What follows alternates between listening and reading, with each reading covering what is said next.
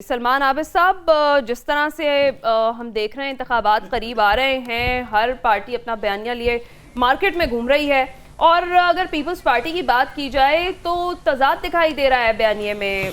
आसिफ अली जरदारी साहब ये कहते हैं कि इलेक्शन कमीशन पर पूरा एतमाद है कि साफ और शफाफ इंतखाबात कराएगा, जबकि बिलावल भुट्टो साहब दूसरी जानिब तकाजा करते दिखाई दे रहे हैं कि मसाइल के हल के लिए ज़रूरी है कि शफाफ इंतखाबात करवाए जाएँ। क्या देखिए, एक ज़माने में बल्कि आज भी नवाज शरीफ के और शहबाज शरीफ के बयानिए में फ़र्क नज़र आता था।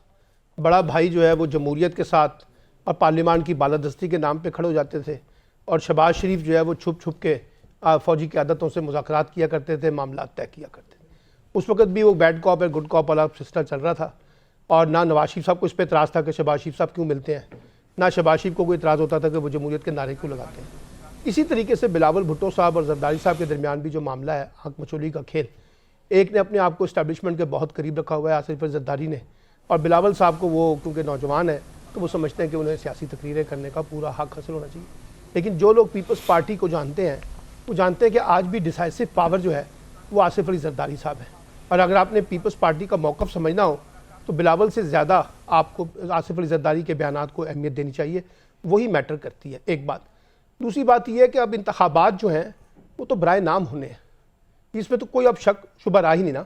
आज के दिन तक एक जमात पर अमली तौर पर पाबंदी लगा दी गई है, ना वो सियासी जलसा कर सकती है, ना सियासी जुलूस निकाल सकती है, ना इंतखाबी मुहिम चला सकती है, ना उसके कैंडिडेट जो हैं आज़ादाना बुनियादों पर बाहर निकल सकते हैं, और ना वो इंतखाबी मुहिम में हिस्सा ले सकते हैं आज के दिन तक। और विकटें गिर भी रही हैं, विकटें भी जैसे गिर रही हैं। यानी जो अगवा शुदगान है वो एक ऐसी पार्टी के ड्राइंग रूम से बरामद होते हैं और वहाँ वो इस्तेकाम पाकिस्तान पार्टी को ज्वाइन कर रहे होते हैं। ये शानदार कारनामे पाकिस्तान के अंदर ही हो रहे हैं ना। तो ऐसे में अब इंतखाबात की क्या अहमियत है, मुझे बताइए ना। और अगर आप इन इंतखाबात को शफाफ इंतखाबात कहना चाहते हैं तो अपने दिल को तसल्ली देते रहें। और बिलावल साहब जिस लेवल प्लेइंग फील्ड की बात कर रहे हैं वो भी इस तरह की गुफ्तगू तो नहीं कर रहे कि ये किस तरह का इंतखाब होना जा रहा है। तो सवाल ये है कि हमने तो अपने पूरे इंतखाबी निज़ाम को, अपने पूरे सियासी निज़ाम को, अपने पूरे जमहूरी निज़ाम को, अपने आइनी और कानूनी निज़ाम को मजाक बना दिया है। और इस तरह के इलेक्शन, अब आप मुझे बताइए, आज मैं पढ़ रहा था कि दिसंबर के पहले हफ्ते में इंतखाबी शेड्यूल जारी होगा। अब 8 फरवरी की आपने डेट दी हुई है, ज़रा इसको मिलाएं, क्या आप बताइए 60 दिन बनते हैं? मैं तो अभी इलेक्शन के बारे में डाउटफुल हो गया हूँ। अब वो मुझ पर पाबंदी लगा दी है चीफ जस्टिस साहब ने, वरना मैं बोलता इस पर बहुत ज़्यादा। यानी आप मुझे बताइए, अगर 8 फरवरी को इलेक्शन करवाना है तो ये नवंबर के 3rd वीक में और 4th वीक में शेड्यूल आना चाहिए था ना, वो क्यों नहीं आ रहा?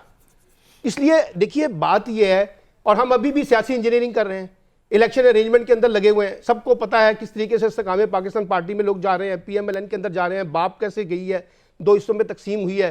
तो ये सारा खेल जो है ये तो इस वक्त इंतखाबात की जो सियासत है, शफाफियत वाली जो सियासत है, उसके बरक्स है। और ये पहली दफ़ा नहीं हो रहा पाकिस्तान में, माजी में भी ये खेल किसी ना किसी की हिमायत में और किसी ना किसी की मुखालफत में चलते रहे।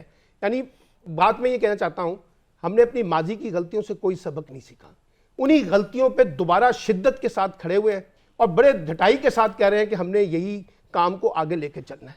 तो ऐसे में इंतखाबात की क्रेडिबिलिटी, जमहूरियत की क्रेडिबिलिटी, सियासत की क्रेडिबिलिटी, आइन और कानून की क्या अहमियत रह जाती है? तो इसलिए मेरा ख्याल ये है कि बिलावल भुट्टो साहब जो कह रहे हैं कि वो जी लेवल प्लेइंग फील्ड मिलनी चाहिए, इलेक्शन शफाफ होने चाहिए, उनको पता है कि बहुत सी बातें तय हो चुकी हैं। बहुत सी बातों के बारे में कहा जा रहा है कि जनाब अब तो एक जिसे कहते हैं कि खाना पूरी की एक्सरसाइज हो रही है। अब ये वोटर को किस तरह से राम करना है, ये वोटरों की तरफ थोड़ी देखा जा रहा है। बड़ी सियासी जमातें जो हैं वो तो एस्टैब्लिशमेंट की तरफ देख रही है ना, एस्टैब्लिशमेंट से रिक्वेस्ट की जाती है। ये जो अभी लेवल प्लेइंग फील्ड की मुतालबा, ये किससे किया जा रहा है?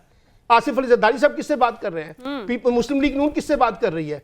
तो ये सारी की सारी चीजें जाहिर करती हैं कि आपको भी पता है कि ताकत का मरकज कहाँ है। तो उन्हीं के साथ बात की जाएगी ना, उन्हीं से डिमांड की जाएगी, उन्हीं से मुतालबा करेंगे, उन्हीं से रिक्वेस्ट करेंगे, उन्हीं की मोहब्बत में गिरफ्तार होंगे, उन्हीं की सहूलतकारी हमें चाहिए इलेक्शन में जीतने के लिए। क्योंकि अवाम जो है उसको तो ना पहले कभी कोई इतना एहतराम मिला है, ना आज कभी मिलने वाला है, ना आइंदा कभी मिलने के इम्कानात नजर आ रहे हैं। तो ये मेरा ख्याल है कि हमने अपना जो पूरा जमहूरी इंतखाबी निज़ाम है इसको ही तमाशा बना दिया। मैं इस पर अब इससे मजीद ज़्यादा क्या कह सकता हूँ। यानी हम अपने मुल्क के अंदर भी मजाक उड़ा रहे हैं और दुनिया में भी अपने इंतखाबात के नाम के ऊपर एक मजाक का खेल जारी है, और दुनिया को बता रहे हैं कि हम किस तरीके से इंतखाबात कराते हैं और कैसे जमहूरी निज़ाम को चलाते हैं।